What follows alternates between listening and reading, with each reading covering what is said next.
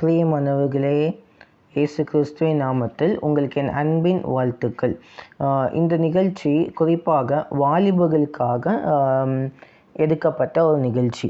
என்னவென்றால், வாலிபர்கள் தங்கள் வாலிப பருவத்தில் கர்த்தரை உறுதியாக பிடிச்சு கொள்ளணும். இந்த வாலிப வேதம் சொல்லுகிறது, உன் வாலிப பிரயாணத்திலே உன் சிருஷ்டிகளை நினை என்பதாக சொல்லுகிறது. அந்த வேத வசனத்தின்படி வாலிபர்களுக்கு ஏற்ற ஒரு வசனத்தை அறிவிப்பதற்காக, வாலிபர்களுக்கு ஒரு வழிநடத்துதலுக்காக இந்த வீடியோவை நான் என்ன செய்கிறேன், அப்லோட் பண்ணுறேன்.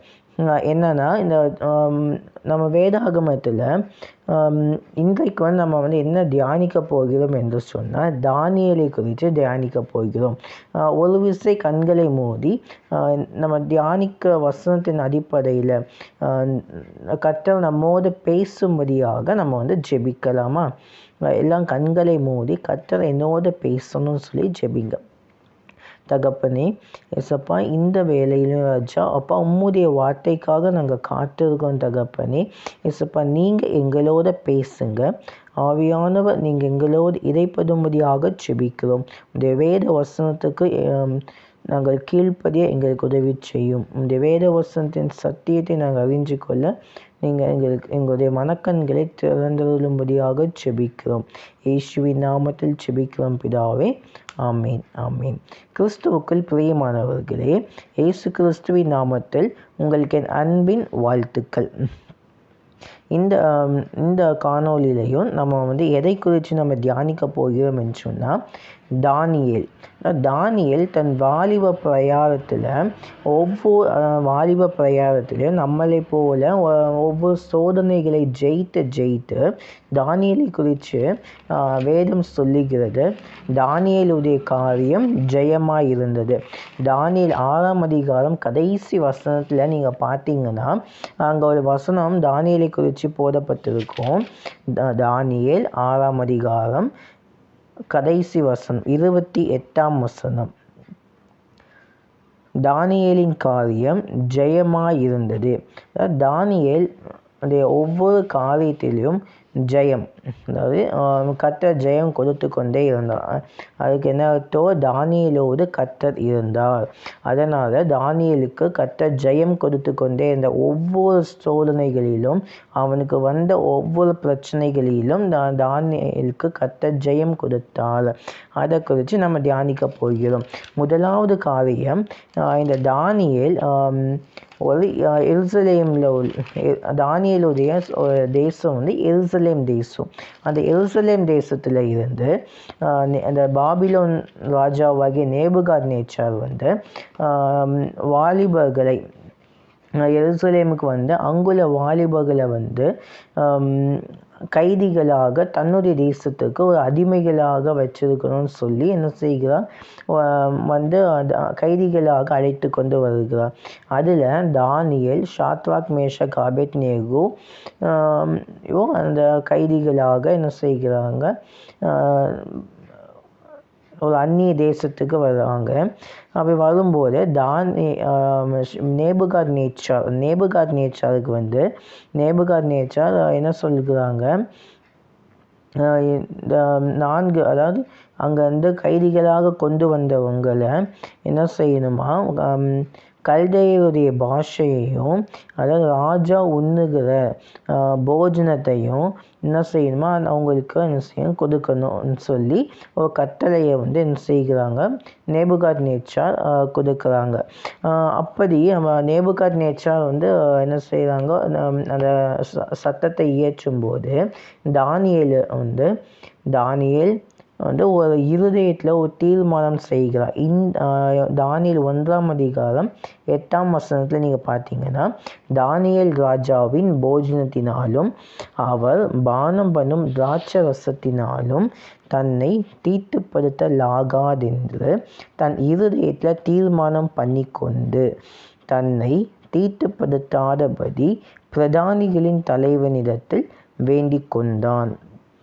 பாருங்க, தானியேல் தன் வாலிப பிரயாணத்தில் முதலாவது அவன் செய்கிற ஒரு காரியம் வந்து தன் இருதயத்தில் வந்து அவன் என்ன செய்கிறான், ஒரு தீர்மானம் பண்ணுகிறான். இங்கே கொடுக்கப்படுகிற உணவினால் நான் என்னை தீட்டுப்படுத்த மாட்டேன் என்று ஒரு தீர்மானத்தோடு இருக்கிறான், தீர்மானம் செய்கிறான்.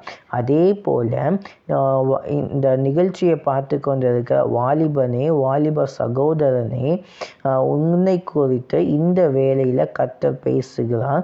நீ ஒரு தீர்மானம் பண்ண வேண்டும்.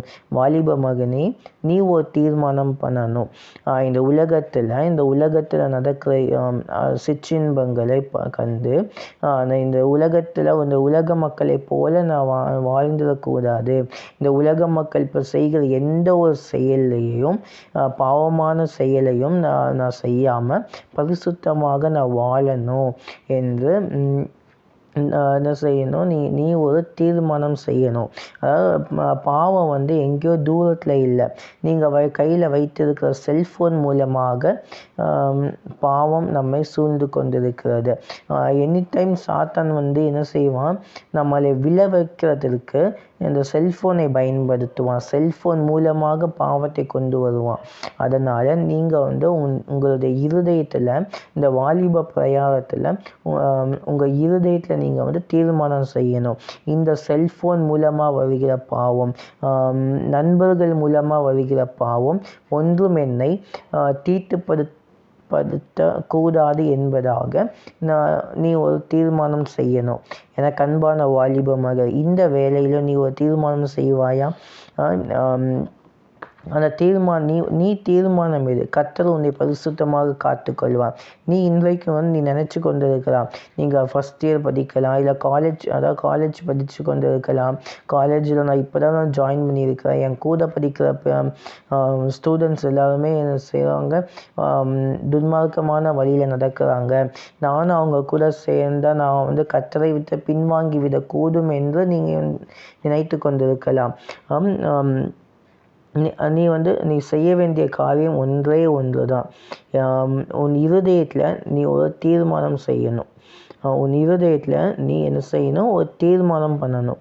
நான் என்னை தீட்டுப்படுத்த மாட்டேன். நண்பர்களுடைய காரியத்தினால, நண்பர்கள் செய்யும் தீமையான செயல்களினால நான் என்னை தீட்டுப்படுத்த மாட்டேன் என்று நீ உன் இருதயத்தில் என்ன செய்யணும், தீர்மானம் பண்ண வேண்டும். இரண்டாவது காரியமாக தானியேலுக்குள்ள ஒரு வைராக்கியம் காணப்பட்டது. தானியேல் 6ஆம் அதிகாரம் 7ஆம் வசனத்தில் இருந்து 10ஆம் வசனம் வரைக்கும் நீங்கள் வாசித்து பார்த்தீங்கன்னா உங்களுக்கு தெரியும்.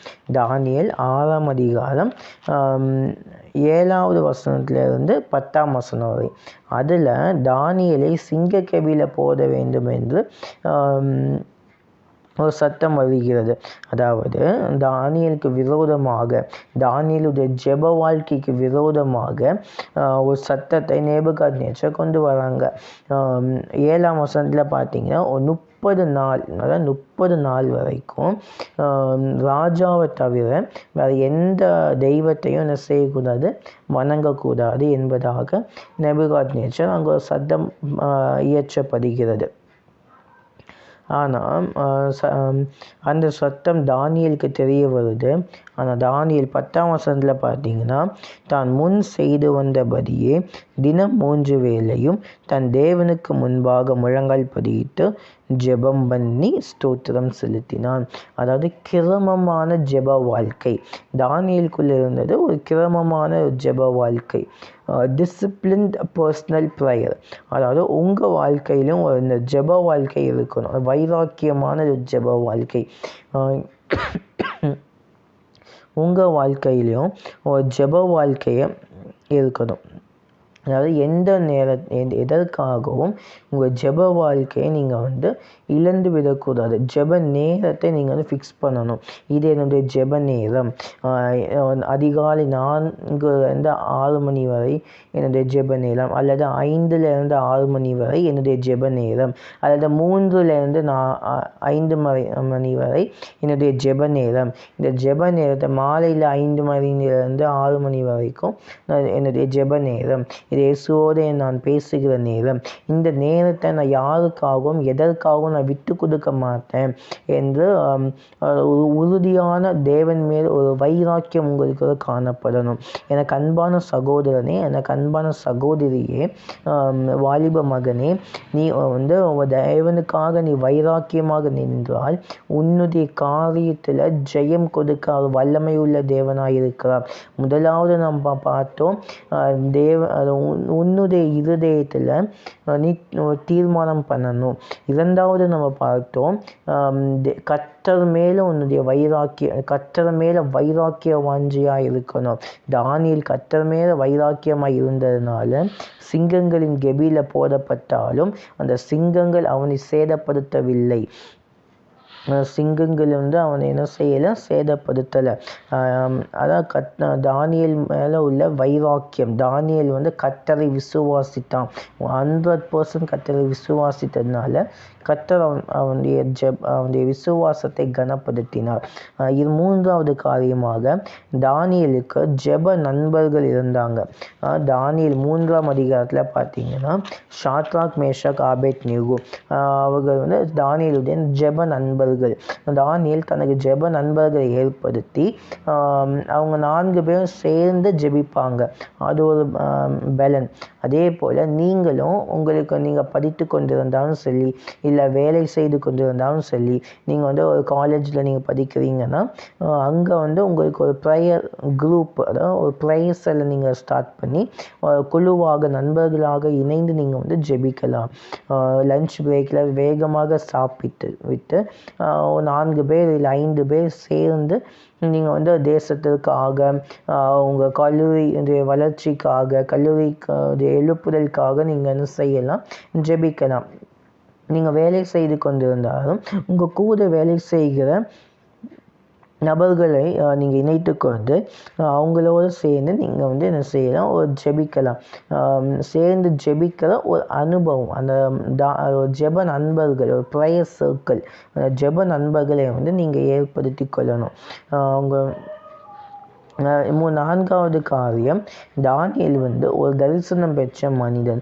இந்த தானியேல் அதான் இந்த தரிசனம் பெற்ற மனிதன் 7ஆம் அதிகாரத்துலேருந்து நீங்கள் பார்த்தீங்கன்னா தானியேலுக்கு ஒரு தரிசனம் கொடுக்கப்படுகிறது. அதாவது என்ன தரிசனம், அந்த 7ஆம் அதிகாரத்தில் இருந்து நீங்கள் வரிசையை நீங்கள் வாசித்து பார்த்தீங்கன்னா உங்களுக்கு தெரியும். தானியேல் ஒரு தரிசனம் பெற்ற ஒரு மனிதன். அதே போல் உங்களுக்கும் கர்த்தர் உங்களுக்கு ஒவ்வொரு பேரை குறித்தும் தரிசனத்தை வைத்திருக்கிறார்.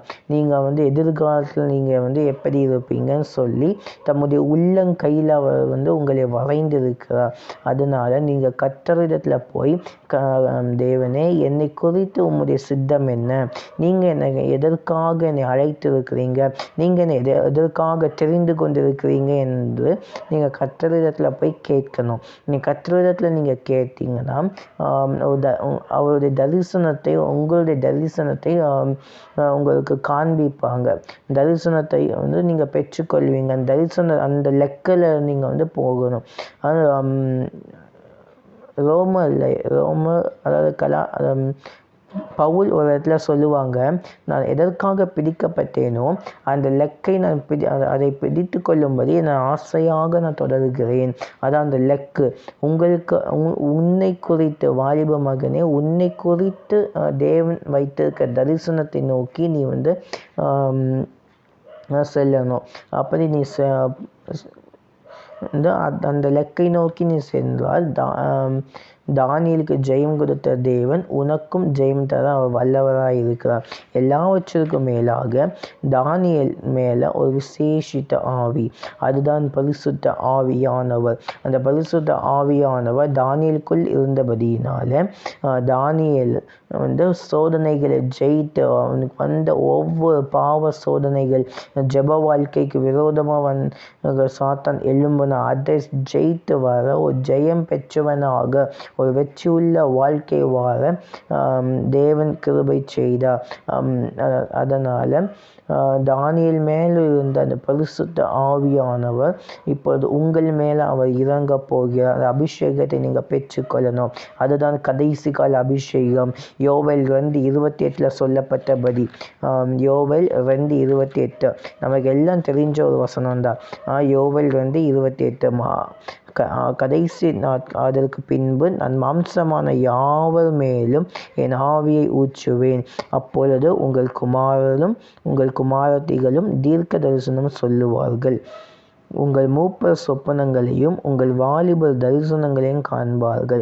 இந்த கடைசி காலத்தில் உனக்கென்று ஒரு விசேஷித்த அபிஷேகத்தை தேவன் வைத்திருக்கிறார். அந்த அபிஷேகத்தை நீ கேட்டு பெற்றுக்கொள்ளணும். இந்த அபிஷேகத்தை எனக்கு வேணும், இந்த கடைசி கால எழுப்புதலின் அபிஷேகத்தை நான் பெற்றுக்கொள்ளணும். அந்த வாஞ்சை உனக்குள்ளே இருந்தால் தேவன் உன்னை தமது கரத்தில் எடுத்து வல்லமை உள்ள ஒரு பாத்திரமாக அவர் உன்னை பயன்படுத்துவார்.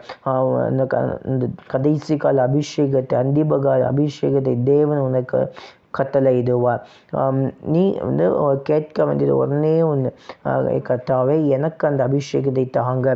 பரிசுத்த ஆவியான தானியேல் மேலே நீ ஊற்றப்பட்டீங்களே, தானியேல் சோதனைகளை ஜெயித்து வந்தா, அதே போல் நானும் சோதனைகளை நான் ஜெயித்து வரணும். அந்த கடைசி கால அந்த எழுப்புதலின் அபிஷேகத்தை எனக்கு தாங்க. என்னையும் நீங்கள் பயன்படுத்துங்க. தேசத்தில் ஒரு எழுப்புதல் அக்கினியை பரவ செய்ய என்னை நீ பயன்படுத்தும் என்று சொல்லி விசுவாசத்தோடு நீ கேட்டீங்கன்னா கர்த்தர் உனக்கு அந்த அபிஷேகத்தை கொடுக்க வல்லமை உள்ள தேவனாய் இருக்கிறார். அப்படியாக கண்களை மூடி நீங்கள் கேளுங்க, எனக்கு அந்த பரிசுத்த ஆவியானவர் எனக்கு வேணும். பரிசுத்த ஆவியானவர், சத்திய ஆவியானவர் எனக்கு வேணும். ஆவியானவர் நான் பெற்றுக்கொள்ளணும். தாகமுள்ளவன் மேலே ஜீவ தண்ணீரை ஊற்றுவேன் சொன்னீரே அப்பா. கேட்கிற ஒவ்வொரு பிள்ளைகளையும், தாகத்தோடு கேட்கிறப்பா ஒவ்வொரு பிள்ளைகளையும் கர்த்தரப்பா உம்முடைய அபிஷேகத்தினால் நீ நிரப்பின் நீ பயன்படுத்தும்படியாக செபிக்கிறேன். ஆவியானுடைய வல்லமைக்குள்ளாக அப்பா உம்முடைய கரத்தில் அப்பா அர்ப்பணிக்கிறா. அப்பா உம்முடைய பிள்ளைகளை அப்பா அபிஷேகத்தினால் நிரப்பும். கடைசி கால எழுப்புதலின் அபிஷேகத்தை அப்பா ஒவ்வொரு வாலிப பிள்ளைகளுக்கும் நீ கொடுத்து நீர் ஆசீர்வதிக்கும்படியாக செபிக்கிறேன். இவர்கள் படிக்கிற ஸ்கூலில், காலேஜில், அப்போ அல்லது வேலை செய்கிற இடத்துல உமக்கு சாட்சிகளாக இருக்க, அப்போ உலகத்திற்கு சாட்சிகளாக இருக்க, அப்போ உம்முடைய நாம மகிமைக்கென்று அப்போ உம்முடைய பிள்ளைகளை எடுத்து பயன்படுத்தும்படியாக செபிக்கிறேன். அப்போ வரப்போகிறப்போ அப்போ மாபெரும் உலகம் தழுவிய எழுப்புதல் அப்போ உம்முடைய பிள்ளைகளை கர்த்தர் பயன்படுத்தும்படியாக செபிக்கிறேன். தகப்பனே, ஆவியானவர் நீர் அப்படியாய் செய்கிற தயவுக்காய் ஸ்தோத்திரம். இயேசு கிறிஸ்துவின் நாமத்தில் ஜெபிக்கிறோம் பிதாவே. ஆமேன், ஆமேன். என் ஆத்துமாவே கர்த்தரை ஸ்தோத்திரி, என் முழு உள்ளமே அவருடைய பரிசுத்தமுள்ள நாமத்தை ஸ்தோத்திரி. என் ஆத்துமாவே கர்த்தரை ஸ்தோத்திரி, அவர் செய்த சகல உபகாரங்களை மறவாதே. ஆமேன், ஆமேன்.